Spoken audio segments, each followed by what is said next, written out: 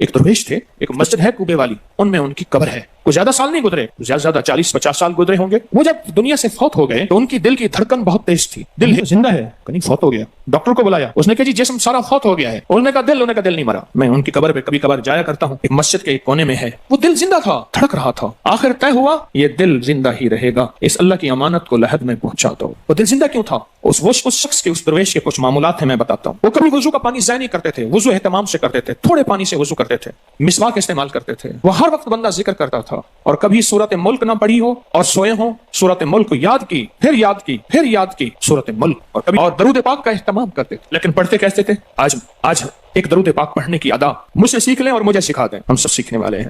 رسول اللہ صلی اللہ تعالی علیہ وسلم کا, میرے کملی والے کی اداؤں کا استحضار کرتے ہوئے, میرے حضور کی وفاؤں کا, میرے حضور کے احسانات کا, احسانات ساری کائنات کے جتنے بھی ہیں ان کے احسانات ہیں. میرے حضور کے جو احسانات ہیں ان سے بڑھ کے کوئی احسان نہیں. کسی نے امام زید سے پوچھا, جن کے نام پہ زیدی سادات ہیں, وہ ڈوب کے کچھ پڑھ رہے تھے, بہت ڈوبے ہوئے.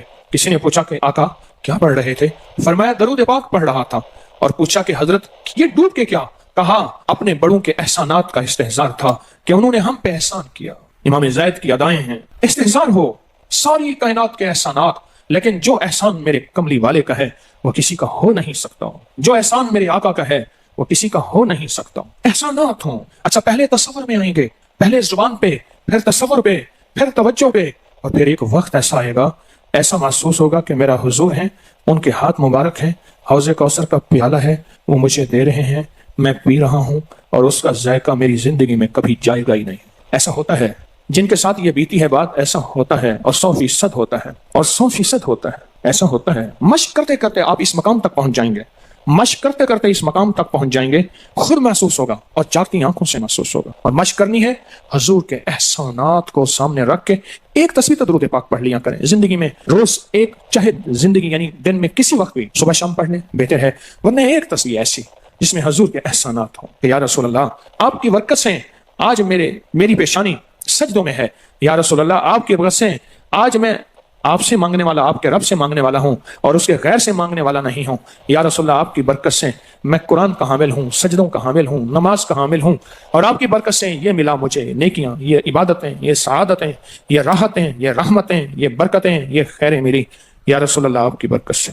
ایک تصویر ایسی ہو جس میں میرے آقا کے احسانات کا سخت ترین تصور ہو, سخت ترین خیال ہو, اور سخت ترین استحصار. ایک تصویر ایسی ہو. اچھا پہلے یہ تصور میں بات آئے گی, پھر تصور بڑھتا چلا جائے گا, پھر یہ تصور ترقی کی راہیں اختیار کرے گا, پھر یہ ترقی اور آگے بڑھے گی. بڑھتے بڑھتے ایک وقت ایسا آئے گا کہ احساس ہوگا کہ حضور سامنے تشریف فرما ہے اور میں آقا کے قدموں میں بیٹھا ہوں. آنکھوں سے, جاگتی آنکھوں سے جلوے نظر آئیں گے, جاگتی آنکھوں سے نقشے نظر آئیں گے, جاگتی آنکھوں سے دیدار مصطفیٰ نصیب. کئی درویش تھے, کئیوں نے کہا ہمارے لاہور میں شادرہ ہے, وہاں ایک صاحب تھے, کسی درویش کے پاس گئے, اس نے کہا جی مجھے حضور کا دیدار کرا دے. فرمایا آنکھیں بند کر.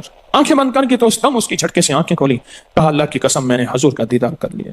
جاگتی آنکھوں سے آپ آج فیصلہ کریں, ایک تصویر درود پاک کی پڑھیں, صبح شام پڑھیں, 12 تسبیحاں پڑھیں, 16 پڑھیں, 100 پڑھیں, 1000 پڑھیں, لاکھ پڑھیں روزانہ, لیکن ایک تسبیح ایسی ہو جس میں حضور کے احسانات, حضور کی شفقتیں امت پہ, حضور کی محبتیں امت پہ, میری کملی والے کی عطائیں, شفقتیں, مہربانیاں, کمالات, احسانات, اس کا تصور کرتے ہوئے پڑھیں. پہلے تصور نہیں جمے گا, پھر آہستہ آہستہ یہ تصور توجہ میں تبدیل ہوگا, تصور توجہ میں تبدیل ہوگا, پھر یہ توجہ دھیان بن جائے گا, پھر دھیان اعتقاد بن جائے گا, ایقان کہتے ہیں جسے, پھر ایقان یقین کی شکل اختیار کرے گا. جب یقین بنے گا نا, پھر ایسے اللہم صلی علی پڑھیں گے اور صلی علی کے سارے نقشے سامنے آ جائیں, صلی علی کے سارے نقشے سامنے آ جائیں, ساری کیفیتیں سامنے آ جائیں. ایسے لوگوں کو سنو جو فائدہ ہوتا ہے وہ طی الارض حاصل ہو جاتا ہے. ایسے لوگوں کو طی الارض حاصل ہو جاتا ہے. طی الارض یہ ہے کہ اللہ کے بعض اولیاء بندے ایسے ہیں, وہ پہلا قدم اٹھاتے ہیں تو دوسرا قدم 1400 میل کا ہوتا ہے. پہلا قدم کے بعد جب دوسرا قدم وہ 1400 میل کا. طی الارض کی آج میں نے آپ کو بنیاد بتا دی. وہ میرے آقا کی محبتیں اور میرے آقا کے احسانات اور میرے کملی والے کے احسانات کا تصور کر کے استحضار قلبی, استحضار لسانی, یہ پڑھ کے درود پاک پڑھیں. زبان سے درود پاک پڑھیں, قبول. بے دھیانی سے پڑھیں, قبول. درود ہے ہی ایسی عبادت, بے توجہ سے پڑھیں, قبول. مصروف زندگی میں پڑھیں, قبول. وضو پڑھیں, قبول. بے وضو پڑھیں, قبول. پر ایک تسبیح کوئی ایسی بھی پڑھ کے دیکھ لیں جو میری آخرت کا سامان بن جائے, اور دنیا میں مرنے سے پہلے اللہ میرے دل کی آنکھیں کھول دے. چہرے کی تو کھلی ہیں, اللہ دل کی کھول دے.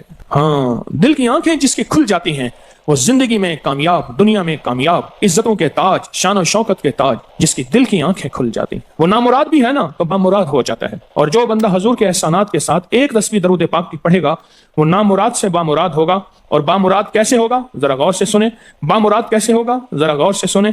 बामुराद ऐसे होगा, बामुराद ऐसे होगा कि अल्लाह पाक अगर उसकी पेशानी पे बदबख्ती, शकावत, जिल्लत, लानत लिखी है, अल्लाह दरूद पाक इस्तेहजार से पढ़ने की बरकत से उसकी पेशानी पे रहमत, अता और शफकत, मेहरबानी, मोहब्बत और करम लिख देता है। एक तस्बीह ऐसी पढ़ लें जिसे एक तस्बीह पे इस्तेहजार हो, दिल की कैफियतें, दिल की गहराइयां हो, जिसे एक तस्बीह पे, उस एक तस्बीह के बाद फिर आप अपने वजूद को देखें। एक फायदा और होगा जो जिन्होंने अमल किया उन्होंने बताया। एक फायदा और होगा, वो फायदा ये होगा कि जिस्म हवाओं में तहलील हो जाएगा, ये वजूद खत्म हो जाएगा, ये जो मौजूदा वजूद है। देखें, आप जो ख्वाब देख रहे हैं ना, वो भी आपका वजूद होता है, वो रूह की दुनिया का वजूद होता है, ये तन और मन की दुनिया का वजूद है। इस वजूद को फना है, रूह की दुनिया के वजूद को फना नहीं है, बका है। फिर आपको रूह की दुनिया का वजूद मिलेगा और रूह की दुनिया का वजूद फिर कायनात की सैर करेगा और कायनात के जलवे देखेगा, कायनात के मज़ाहिर और मंजर देखेगा। फिर आप जुबान पे नहीं ला सकेंगे कि लोगों के बर्तन छोटे हैं। और फरमाया फिर ये शख्स अपने आप को छुपाएगा ऐसे जैसे कोई नापाक कपड़े को छुपाता है, अपने ऐबों को जो छुपाता है ऐसे अपनी इस विलायत को छुपाएगा। एक तस्बीह से इब्तदा होती है, एक तस्बीह से। मेरे शेख रहमतुल्लाह अलैह ने मुझे 1984 में बैत फरमाया और इस एक तस्बीह के पढ़ने की तरतीब फरमाई। अल्लाह करे मुझे भी मिल जाए। मशक करें, मेहनत करें, एक तस्बीह ऐसी मिल जाए दरूद पाक की जो मेरे वजूद के अंदर के सारे निजाम को धो दे, मेरे मन को, मेरे तन को धो दे, मेरे जज्बों को धो दे, मेरी आंखों को, मेरे कानों को धो दे, मेरे हाथ पांवों को धो दे, मेरी नापाक तन्हाइयों को धो दे और ऐसा धो दे कि जब अल्लाह के हुजूर हाजिर हों, जैसे मेरा कफन सफेद हो ऐसे मेरा दिल भी सफेद हो, स्याह ना हो। ये एक तस्बीह मेरी जिंदगी में, एक तस्बीह ऐसी हो। मेरे हुजूर का एहसान कर, आपके एहसानात। अल्लाहुम्मा सल्ली अला मुहम्मदिन व आलि मुहम्मद, अल्लाहुम्मा सल्ली अला मुहम्मदिन कमा तुहिब्बु व तर्ज़ालहु, अल्लाहुम्मा सल्ली अला मुहम्मदिन बिअदद कुल्लि दाइन व दवाइन व बारिक व सल्लिम। कोई भी दरूद, मसनून दरूद है, उसे पढ़ें, एक तस्बीह पढ़ें, पर पढ़ें ऐसे। और मैं ये नहीं कहता कि सिर्फ एक ही पढ़ें, ये मैं इब्तिदा बता रहा हूँ, ये इब्तिदा बता रहा हूँ। अगर इस इब्तिदा में एक तस्बीह ऐसी पढ़नी शुरू कर दें, जिंदगी कमाल, हैरत अंगेज कमाल। टेंशन का इलाज आखिरी दर्जे का, ज़हनी दबाव तनाव का इलाज, हाई ब्लड प्रेशर का इलाज, लाइलाज बीमारियों का इलाज, उलझी हुई जिंदगी का इलाज, नामुमकिन मसाइल का इलाज और परेशानियों का इलाज, दुखों का इलाज, मसलों और मुश्किलों का इलाज, एक तस्बीह ध्यान से पढ़ी हुई। फिर एक तस्बीह करेंगे क्या, ये फरिश्तों को हदिया करें कि मेरे आका की बारगाह में पहुंचाएं। नेक जमजम की रूहें उनको हदिया करें, मेरे आका की बारगाह में पहुंचाएं। और अल्लाह के नेक वलियों को, सालिहीन को हदिया करें और नेक जिन्नात को हदिया करें। हाँ, ये एक तस्बीह हदिया करें। फरमाया किताबों में है, जितनी भी नेक रूहें हैं इस दुनिया में, कायनात में जहां भी वो बंदा फौत होता है, हर नेक रूह, जन्नती रूह जमजम के कुएं में उसका कयाम है, उसका मस्कन, उसका कयाम जमजम के कुएं में है। और जितनी भी बदकार रूहें हैं वो दुनिया में जहां भी मरे, उनका कयाम बरहूत एक कुआं है जो यमन में है, उस कुएं में उनका कयाम है। हज़रत शेखुल हदीस ने अपनी किताब में लिखा रहमतुल्लाह अलैह ने, फरमाया कि एक शख्स था, अमानतें रखता था, लोग अमानतें उसके पास रखते थे। एक शख्स अमानत रख के उसके पास सफर में गया, अरसे के बाद आया तो वो फौत हो गया था। बेटा अमानत देने से इनकारी था, परेशान हुआ, मक्का के दरवेशों के पास गया कि क्या करूं। फरमाया रात के आखिरी पहर में जमजम के कुएं पे जा और आवाज दे उस शख्स को जो अमानतें रखता था, तुझे पहली आवाज में जवाब देगा और तुझे बताएगा कि तेरी अमानत कहाँ है। रात के आखिरी पहर में गया, सलाम किया, उस शख्स को आवाज दी, आवाज ना आई, फिर आवाज दी, जवाब ना आया, फिर 3 बार, आखिर वापस आया। सुबह दरवेशों के पास फिर गया, कहने लगे इन्ना लिल्लाहि व इन्ना इलैहि राजिऊन। लगता है ऐसे है कि वो जमजम के कुएं की रूह नहीं है, लगता है किसी खता की वजह से किसी पकड़ में है। जाओ यमन में बरहूत के कुएं पे, वहां जाके आवाज दो। वो फिर सफर करते हुए बरहूत के कुएं में गया, रात के आखिरी पहर में आवाज दी तो पहली आवाज में जवाब मिला, तेरी अमानत मौजूद है और वो तेरी अमानत फला जगह पड़ी है, उसको खोद के निकाल ले। और पूछा आप यहां कैसे? कहा कि बस कोई अमल ऐसा हो गया था जिस अमल की वजह से मैं इस वक्त बदकार रूहों के साथ हूं। जितनी भी नेक रूहें हैं पूरी कायनात में, अज़ल से लेकर अबद तक, आखिरी दम तक, आदम से लेकर आखिरी दम तक, जितनी भी नेक रूहें हैं वो सारी नेक रूहें, वो सारी नेक रूहें जमजम में रहती हैं। जो दरूद पाक पढ़ें, जो नफली इबादत पढ़ें, जो तस्बीहात पढ़ें, जो जिक्र करें, जो हदिया सदका करें, वो क्या करें, सारे फरिश्तों को पहले हदिया कर दें, फरिश्तों को हदिया कर दें। उनमें वो फरिश्ते भी मौजूद होंगे जो मेरे हुजूर के रोजे पे जाएंगे। सुबह फजर के बाद फरिश्ते जाते हैं, फरिश्ते फजर से लेकर असर तक फरिश्ते दरूद और सलाम मेरे हुजूर के रोजे पे पढ़ते हैं। फिर شفٹیاں تبدیل ہوتی ہیں، پھر عصر سے لے کر فجر تک اور فرشتے آتے ہیں، اور یہاں تک روایات میں آتا ہے کہ جو آج فرشتوں کی ذمہ داری لگی ہے، خدمت لگی ہے، پھر وہ قیامت تک ان کی خدمت پھر نہیں آئے گی اور وہ پچھتاتے رہیں گے۔